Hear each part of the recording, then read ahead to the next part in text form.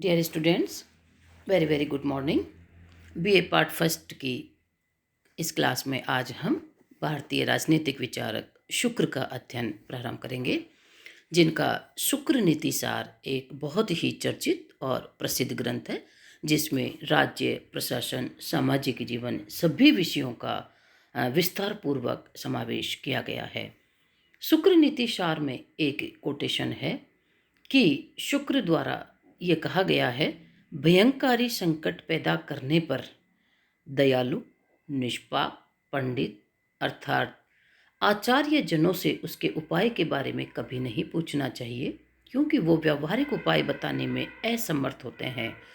ऐसी स्थिति में राजा को सभी आकांक्षाओं को त्याग कर ऐसे उपाय अपनाने चाहिए जिससे शत्रु को मारा जा सके और विजय प्राप्त की जा सके। इससे यही तात्पर्य निकलता है कि शुक्र ने राजा को अपने राज्य की सुरक्षा के लिए व्यवहारिक दृष्टिकोण अपनाने पर बल दिया। धर्म और नीति का अपना महत्व है, लेकिन राज्य की सुरक्षा उन सब से ऊपर और महत्वपूर्ण है। शुक्र नीति सार शुक्र द्वारा रचित प्रसिद्ध ग्रंथ है। उसमें मूल 4 अध्याय हैं, जिसमें 2200 श्लोक हैं। प्रथम अध्याय में अन्य की अपेक्षा नीति शास्त्र की श्रेष्ठता बताई है। राजाओं के प्रकार, कर्तव्यों, घोषणा, राजा की सुरक्षा, दिनचर्या, राजधानी, नगर निर्माण पर प्रकाश डाला है। अर्थात नीति शास्त्र में राजाओं के प्रकार से लेकर राज्य संबंधी सभी बातों का विस्तार पूर्वक वर्णन किया गया है। दूसरा जो अध्याय है, उसमें शुक्र ने उत्तराधिकार, युवराज, विभिन्न अधिकारियों, लेखों, इनसे संबंधित बातों का समावेश किया है। राजा के बाद उत्तराधिकारी कौन होगा, उसकी क्या क्वालिटीज़ होनी चाहिए, क्या उसकी योग्यता होगी, युवराज के कर्तव्य वगैरह सभी का इसमें समावेश किया है। तीसरा जो अध्याय है, राजा एवं प्रजा के सामान्य कल्याण के लिए नीति उपदेश, ये इसमें तीसरे अध्याय में समावेशित है। चौथे अध्याय में 7 उपभागों में इसे बांटा गया है, जिसमें दंड, अपराध, न्याय, प्रकाशन, कोष, दुर्ग, सैन्य प्रशासन, राष्ट्र, विभिन्न वर्ण, 32 विद्याएं, 64 कलाएं, आश्रम, धर्म, स्त्री धर्म, मूर्ति शिल्प आदि के बारे में विस्तार से वर्णन किया हुआ है। इसी प्रकार शुक्र ने विद्या के 4 प्रकार बताए हैं: अन्वीक्षिकी, त्रयी, वार्ता और दंड नीति। इन चारों विद्याओं में अन्वीक्षिकी में तर्कशास्त्र और आत्मविद्या का समावेश किया है। दंड नीति में दमन को दंड कहते हैं, उसकी नीति को दंड नीति कहते हैं। त्रय में 4 वेद, 6 वेदांग, मीमांसा, न्याय, धर्मशास्त्र तथा पुराणों का अध्ययन शामिल किया है। वार्ता में ब्याज, कृषि, वाणिज्य और गोपालन का वर्णन किया है। दंड नीति पहले बता दिया। वीके सरकार ने जैसे कहा है कि दंड नीति शासन करने तथा निर्देश देने से संबंधित विद्या है। इसी तरह फिर आगे हम शुक्र के द्वारा जो सभी विषयों पर अलग अलग अपने विचार जो प्रकट किए हैं। सामाजिक व्यवस्था सबसे पहले हम देखते हैं। शुक्र ने धर्म को सामाजिक जीवन का नैतिक एवं मूल्यात्मक आधार माना है, किंतु उन्होंने पारलौकिक पक्ष की तुलना में लौकिक पक्ष को ही अधिक महत्व दिया है, क्योंकि लौकिक पक्ष जीवन का देखा जा सकता है, उसे संवारा जा सकता है, उसकी कमियों का निराकरण किया जा सकता है। पारलौकिक पक्ष देखा नहीं जा सकता, और पारलौकिक पक्ष अपने आप ही अच्छा हो जाएगा यदि लौकिक पक्ष व्यक्ति का अच्छा होगा, लौकिक जीवन में यदि वो अच्छा कुछ करेगा। शुक्र ने सामाजिक व्यवस्था में वर्ण व्यवस्था को स्वीकारा है। शुक्र से पहले मनु और कौटिल्य दोनों ने ही वर्ण व्यवस्था का जिक्र किया, लेकिन शुक्र ने वर्ण को कर्म के आधार पर समर्थन दिया है और जन्म के आधार पर या अन्य किसी आधार पर नहीं।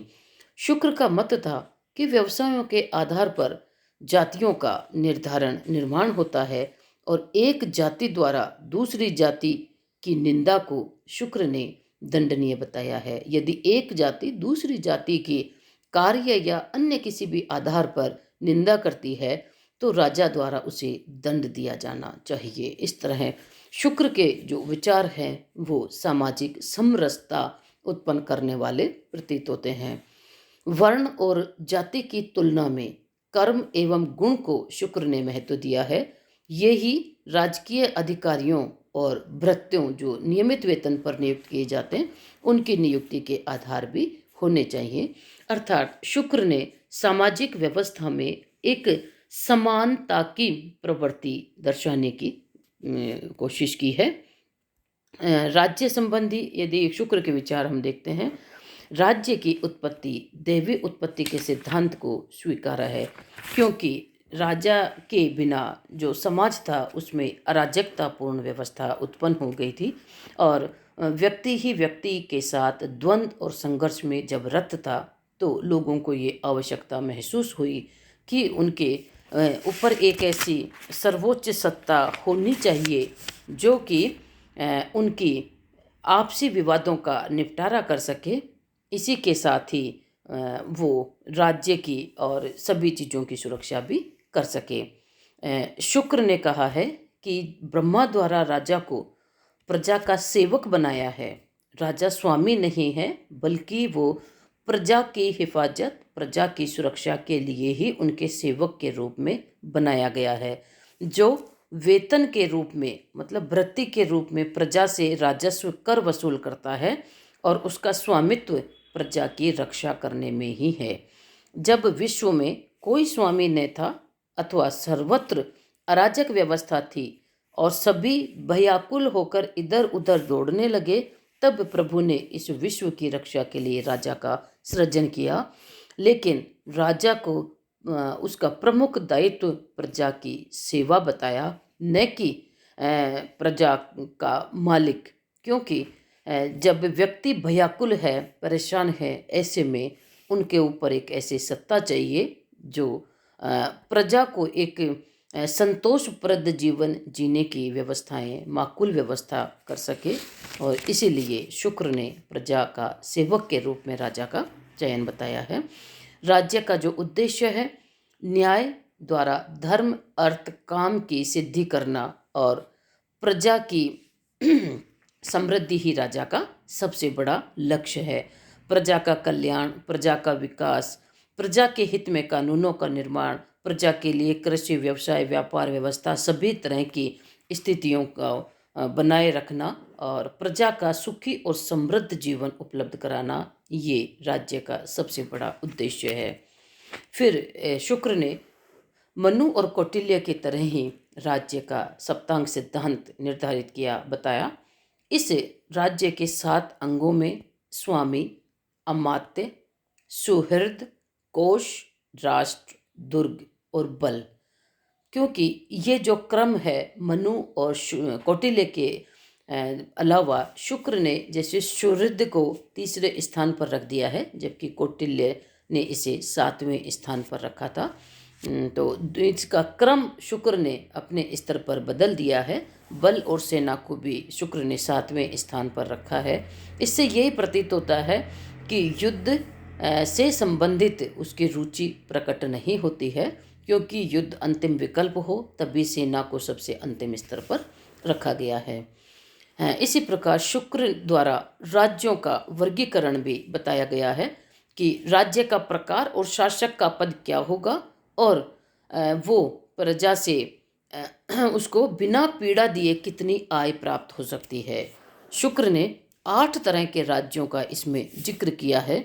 सबसे पहले जो राज्य का प्रकार है वो होगा सामंती राज्य। शासक होगा इसमें सामंत और इसमें वो 1 से 3 लाख कर्ष तक 1 से 3 लाख कर्ष तक की आय प्रजा से प्राप्त कर सकता है। दूसरे प्रकार का जो राज्य है उसका शासक होगा मांडलिक।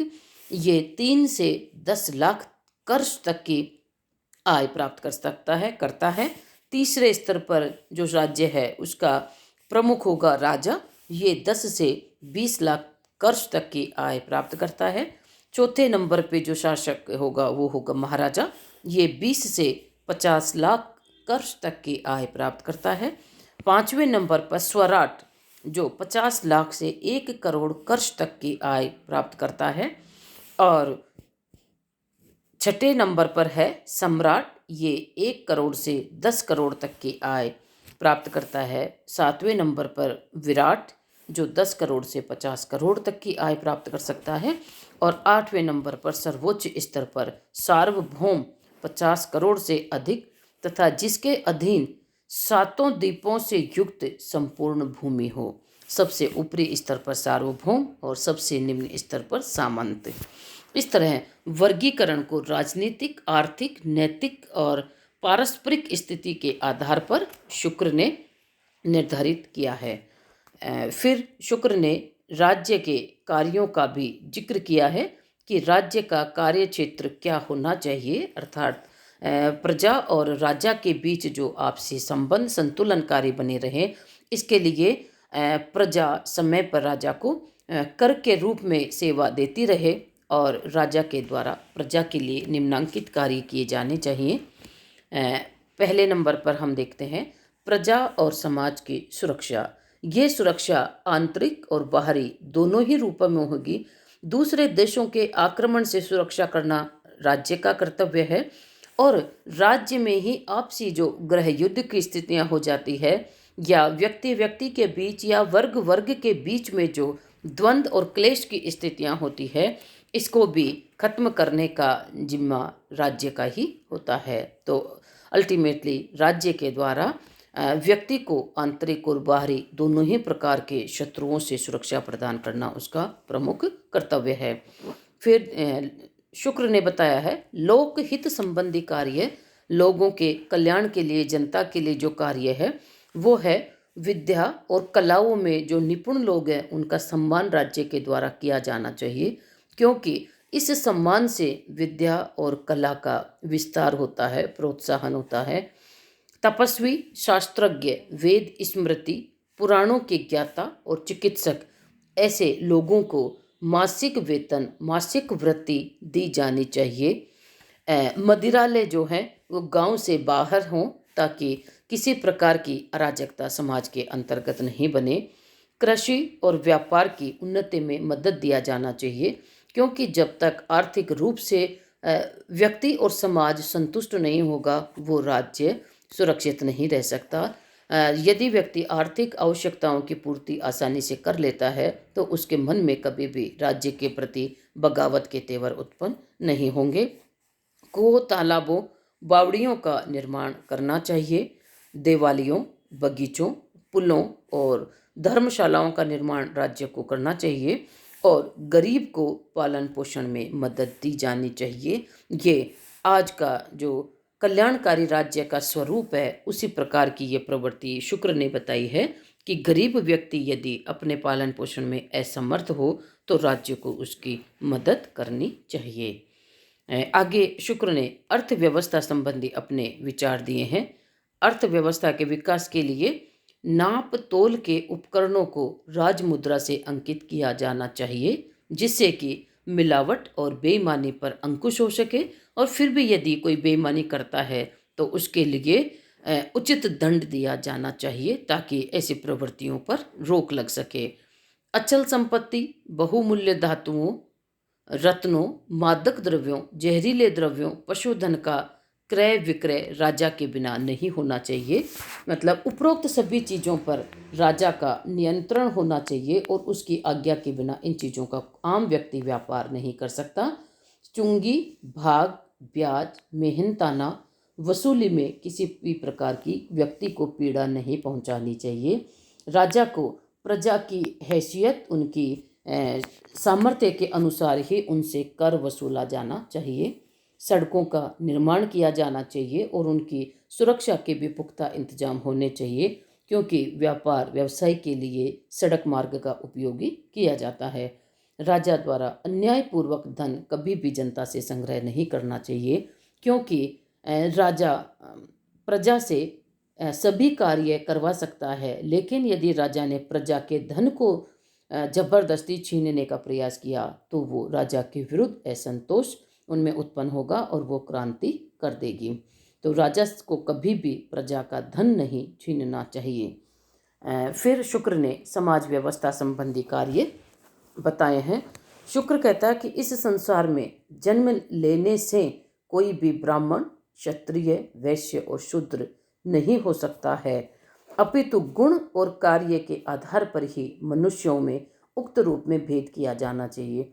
कि कोई ये दावा करे वो उसने ब्राह्मण जाति में जन्म लिया वो ब्राह्मण होगा, नहीं।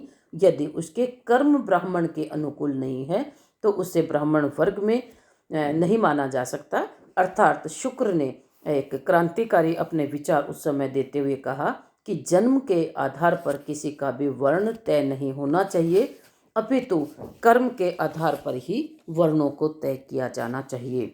राज्य सामाजिक नैतिकता का संरक्षक और प्रजा द्वारा राजा के गुणों का अनुकरण किया जाना चाहिए।